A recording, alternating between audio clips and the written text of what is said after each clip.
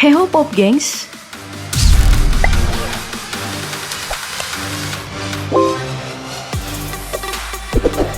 Yang nonton Piala Dunia semalam jelas nggak nyangka sih kalau matchnya bakal panas dingin banget.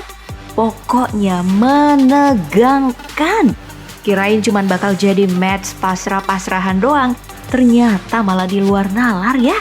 Kalau kamu ketinggalan, tenang aja karena daftar populer udah ngerangkum semuanya.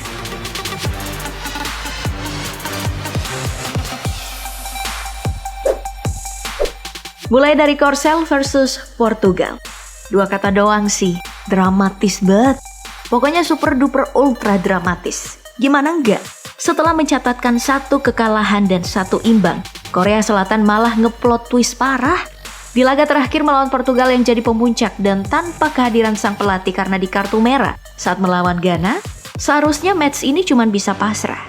Namun, Dewi Fortuna berkata lain. Korea Selatan malah menang 2-1. Haji Muhammad Son alias HM Son bahkan sampai duduk nangis karena tidak menduga dengan pencapaian mereka. Padahal dalam laga ini, Korsel tampil super tertekan. Baru 5 menit aja, Portugal udah cetak gol. Untung aja di menit ke-27, Korea Selatan berhasil mencetak gol lewat assist pemain ke-12 mereka, Kim Naldo. Sepertinya sih kena genjutsu pas keduanya saling sapa di awal pertandingan. Tapi Babang Daldo emang terkenal sering sapa orang sebelum permainan. Nah, laga terus imbang sampai saat overtime. Tadi sangka dan tadi duga, Korea Selatan berhasil mencuri gol kemenangan lewat penyerang mereka, Hwang Hee-chan. Nah, for your information, Hwang Hee-chan ini salah satu pemain Korsel paling berkembang. 2013 kemarin dia masih kalah dengan Indonesia di Piala Asia U19. Sekarang malah mencetak gol kemenangan bagi Korsel di Piala Dunia. Keren gak tuh? Dengan hasil ini Korea Selatan tinggal menunggu hasil dari Uruguay versus Ghana. Makanya seisi lapangan langsung nonton tuh pertandingan tersebut. Sesaat pertandingan selesai, auto pesta pora lah karena Uruguay menang 2-0. Jelas, Korea Selatan menang gol dan membuatnya menuju fase 16 besar. Dengan begitu, ada 3 wakil Asia di 16 besar nanti, yaitu Jepang, Korea Selatan, dan juga Australia. Pencapaian ini jadi pertama loh dalam sejarah Piala Dunia.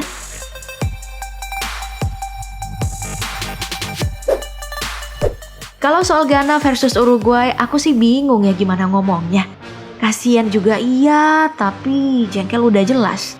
Di akhir pertandingan nih, Uruguay emang menang 2-0 setelah laga yang sangat alot. Jual beli serangan terjadi berulang kali dengan sangat sengit. Ball positioningnya bahkan super tipis.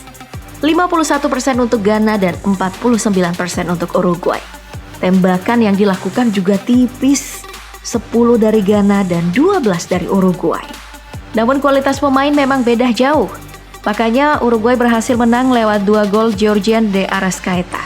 Tapi sayang, Uruguay tetap tidak lolos karena alasan kalah gol ketimbang Korsel. Di sini nih pemandangan yang bikin kasihan terjadi saat Luis Suarez harus nangis karena gak lolos. Padahal Piala Dunia ini adalah Piala Dunia terakhirnya. Selain itu ada juga muka khawatir dari Mina Bonino, istri gelandang Uruguay, Valverde yang mencuri perhatian publik. Tapi rasa kasihan itu mudah banget sirna sih kalau ngelihat kelakuan pemain Uruguay. Contohnya Valverde yang meledek wasit saat tendangan penalti Ghana gak masuk. Ada juga nih aksi caci maki ke wasit saat mereka dinyatakan gak lolos. Atau aksi rasis mereka pada Korea Selatan di laga sebelumnya. Aduh, belum lagi nih pemain senior Uruguay Cavani dengan jelas mendorong VAR karena tidak terima kalah. Ya susah juga sih bang kalau abangnya mau menang terus ya. Nah, hal unik lain yang pantas jadi sorotan adalah sikap dari fans Ghana. Walau dinyatakan tidak lolos di putaran 16 besar, mereka ternyata happy-happy aja. Nah, hal ini disebabkan karena partai Ghana versus Uruguay seperti sebuah dendam terpendam sejak tahun 2010, di mana negara mereka kalah karena handball dari Suarez. Jadi, dengan tidak lolosnya Uruguay, sepertinya udah cukup buat fans Ghana.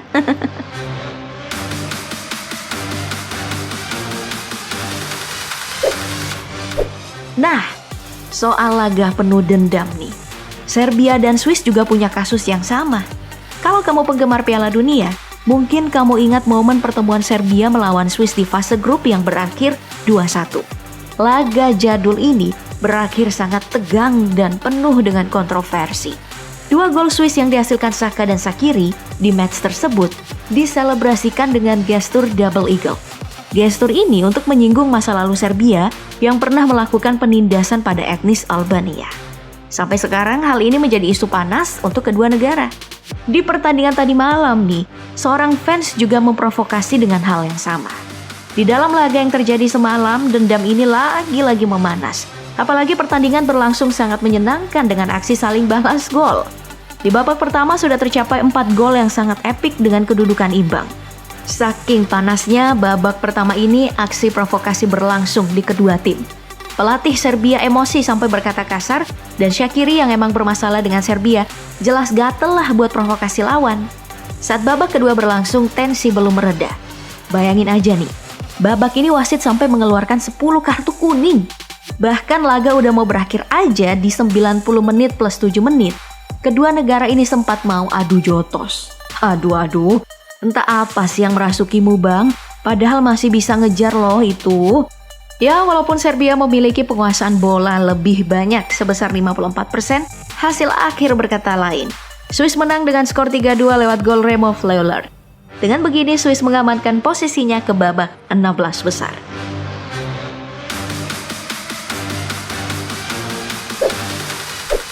Laga terakhir ada Brasil versus Kamerun. Laga ini sih emang berjalan seperti yang diduga banyak orang. Kalau Kamerun bakal dirujak Brasil lewat bombardir serangan. Dari statistiknya, Brasil bahkan menguasai bola 65% dengan total 21 tembakan. Pokoknya Brasil nyerang terus tanpa ampun untuk mencapai gelar satu-satunya negara yang memenangkan semua laga di babak penyisihan. Tapi mengejutkannya, hasil pertandingan malah jauh berbeda dari yang diprediksikan. Di menit 90 plus 2 menit, Vincent Aboubakar berhasil mencetak gol untuk Kamerun yang sangat cantik. Nah, hal unik datang dari selebrasi si pencetak gol nih. Kita tahu sendiri kan, kalau selebrasi buka baju itu dilarang. Makanya, Vincent Aboubakar terima-terima aja pasti kartu merah sama wasit. Mana wasitnya sopan banget lagi. Sempat-sempatnya salaman dan elus kepala si penyerang.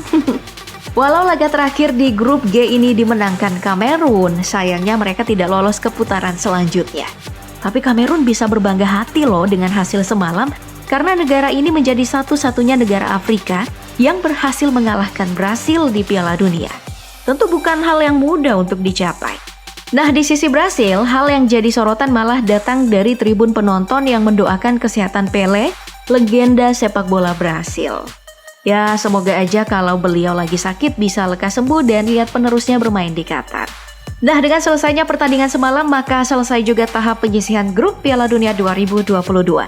Semua negara yang lolos sudah berada di posisi 16 besar dan mendapat lawan mereka.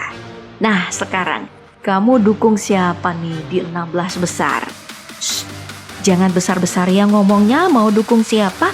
Nanti pendukung Jerman jadi sensi, Oke deh, itu tadi video kali ini tentang sorotan babak akhir dari penyisihan Piala Dunia dan sampai jumpa di video berikutnya.